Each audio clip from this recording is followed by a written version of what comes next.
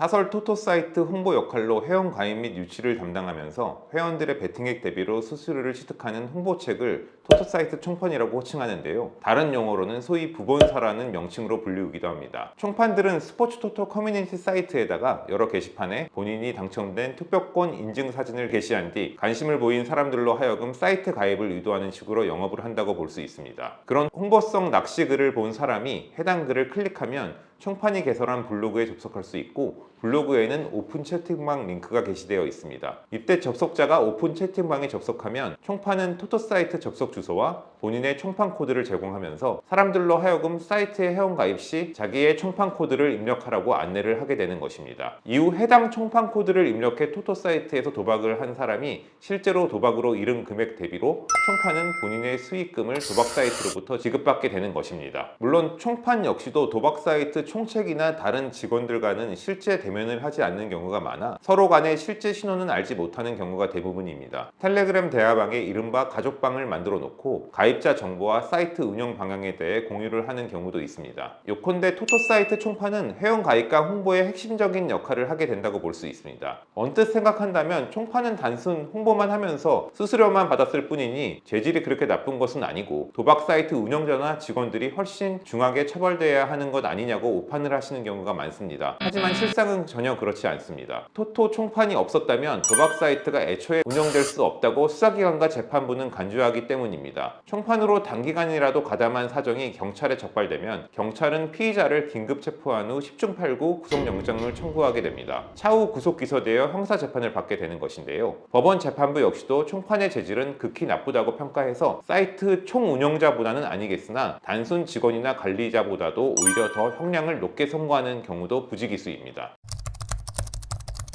도박 사이트 사건은 일선 경찰서급이 아닌 각 지역 경찰청 사이버 도박 수사팀에서 담당할 가능성이 높습니다. 만약 오피스텔이나 주거지에 총판 사무실을 차려두고 사이트 홍보 일을 해온 사정이 경찰에 인지되면 수사기관에서는 압수수색을 나와 PC나 휴대폰, 장부, 집 내에 보관 중인 돈뭉치, 현금 등을 모두 압수해가게 됩니다. 총판으로 일했던 피의자를 긴급 체포하여 바로 구속수사를 개시할 수도 있으며, 바로 체포하기보다는 압수물 분석과 포렌식이 끝난 시점에 경찰청으로 소환조사를 통보해 올 수도 있습니다. 총판 혐의로 경찰 조사에 가야 한다면 일단 피의자 방어권 보장을 위해서는 변호인을 선임해 첫 조사부터 동행하는 것이 좋겠습니다. 사설 토토 총판으로 관여하여 불법 수익을 얻은 부분에 관한 형사처벌을 감수해야 하는 것은 마땅하겠으나, 총판 사건에서는 본인은 실제로는 홍보 직원 정도에 불과한데 운영자나 팀장급 이상으로 경찰에서 오해를 하는 경우도 부지기수이기 때문입니다. 게다가 수사기관에서는 본인이 실제 일한 기간을 최대치로 늘려잡기 마련으로 범행 기간이나 범죄 수익 역시도 과장된 범위로 오해를 받게 되는 사례가 많습니다. 따라서 총판으로 관여한 것이 사실이라 하더라도 일단 경찰 조사에 갈 때부터 변호인 조력을 받아 본인의 역할이나 가담 범위, 일한 기간, 벌어들인 수익 규모에 대해 실제 사실에 근거하여 조사를 받을 수 있도록 조치가 필요합니다. 게다가 총판 사건에서는 10중 8구 구속영장이 청구된다는 점에서 설령 본 재판에서 중형을 선고받게 된다 해도 당장에는 불구속 상태에서 수사 및 재판을 받을 수 있도록 초반 대처를 하는 것이 필요합니다. 변호사와 경찰 수사 시점부터 함께 대처하여 구속심사에도 대비하고 실제 진술을 할 때에도 변호인이 동석한다면 피의자 방어권 보장에도 크게 도움될 것이 분명합니다.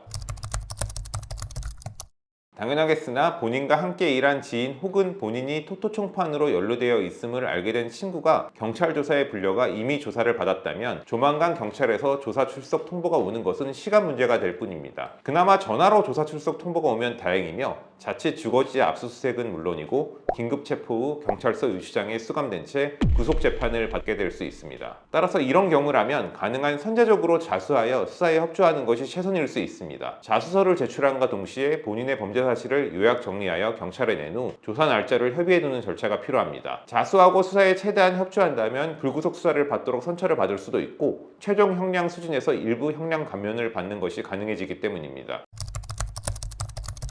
총판 사건에서는 수사 단계 대응이 가장 중요하기에 변호사를 선임한다면 재판 시점이 아닌 경찰 조사 때부터 선임하여 동행할 필요가 있습니다. 일단 총판으로 관여한 것이 사실이라고 한다면 재판에서는 혐의를 다투기보다는 양형상 대응을 하는 것에 불과한 경우가 많아 재판 단계에서는 처벌 수위를 큰 폭으로 강경시키기는 어려운 경우가 대부분입니다. 반면 경찰, 검찰 수사 단계에서는 총판으로 일한 기간이나 수익 금액, 역할, 가담 정도에 대한 실체적인 수사가 진행되고, 그 범위가 확정된다는 점에서 이때 어떤 식으로 대처하느냐가 최종 형량 수준에 대단히 큰 영향을 주게 된다고 볼 수 있습니다. 가담한 것이 사실이라면 무혐의나 무죄는 받지 못하겠으나 본인 입장에서 억울한 점은 없도록 혐의 수준을 낮추는 대처를 하는 것이 꼭 필요합니다.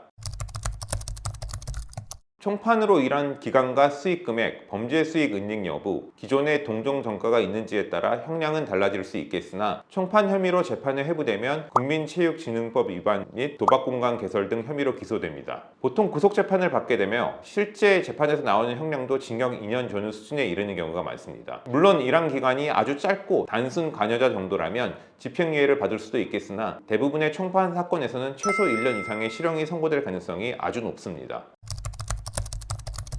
총판 역할을 한 것이 사실이라는 전제에서는 최대한 선처받기 위해서는 기본적으로 일한 기간이 짧고 수익 액수가 가능한 적은 경우여야 합니다. 사이트에서의 본인의 역할 범위가 하위 형보책 정도에 불과하고 단순 관여자 수준이라면 비교적 선처를 받을 수도 있을 것입니다. 최대한 감형받기 위해서는 이런 요인들에 대해 실제보다 과장된 오해를 받지 않도록 수사 단계에서부터 변호인과 잘 대처하는 것이 최선이겠습니다. 원칙론적인 얘기이겠으나 범죄 사실에 대한 반성과 재발 방지 의지를 보여주는 것도 좋겠지만 일단 기본 범죄 사실이 적게 산정되는 것이 최선이라는 점은 부인할 수 없는 팩트라 볼 수 있습니다. 사설토토 총판이나 직원 혐의를 받게 되어 경찰 조사에 가야 하는 상황에 있으시다면 법무법인 은우와 상담해 보실 것을 추천드리겠습니다.